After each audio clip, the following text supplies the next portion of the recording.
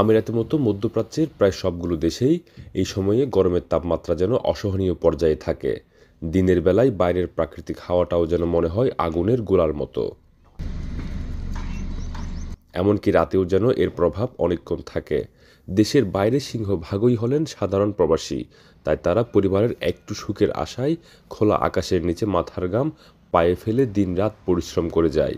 তবে এত পরিশ্রমের পরেও এতটুকু ক্লান্ত হন না প্রবাসীরা। এতে যেন তাদের আত্মতৃপ্তি। তাপমাত্রার মধ্যে তো পরিশ্রম করার একটাই উদ্দেশ্য, আমাদের বাংলাদেশ আমার পরিবারগুলো যেন সবসময় ভালো থাকে, তাদেরকে ভালো রাখতে পারে। সেই জন্য আমরা কিন্তু গ্রীষ্মকালে বা এই গরমের মধ্যে আমরা পরিশ্রম করে আমরা কিন্তু সেই শান্তিটা পাই যে আমাদের শেষ পর্যন্ত আমাদের ফ্যামিলিটা, আমার পরিবারটা শান্তিতে রাখতে পারছি, সেটাই আমাদের প্রশান্তি। আমিরাতে গ্রীষ্মকালীন সময়ে বিশেষ করে জুন ও জুলাইয়ের সময় গরমের তাপমাত্রা বেড়ে তীব্র থেকেও তীব্র মাত্রায় হয়। তাই শ্রমিকদের স্বাস্থ্য সুরক্ষায় এই সময়টিতে বাধ্যতামূলক দিনের বেলায় কিছু সময় মধ্যাহ্নবিরতির কার্যকর হয়। এ বছরও আগামী 15 জুন থেকে 15 সেপ্টেম্বর মোট 3 মাস দেশটির মানব সম্পদ মন্ত্রণালয়ের ঘোষণা ইতিমধ্যেই এসে গিয়েছে।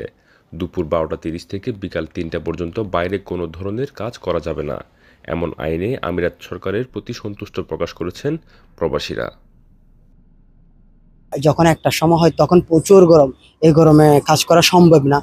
আর যখন 50 ডিগ্রি গরম হয়ে যায় এখানে তো বাইরে হাঁটা অনেক টাফ, কাজ করবো কিভাবে আমরা।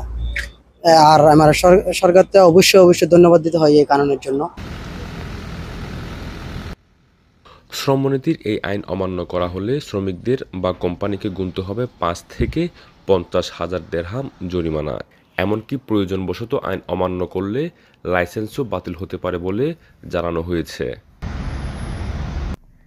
ইশতিয়াক আসিফ, আমিরাত সংবাদ, সংযুক্ত আরব আমিরাত।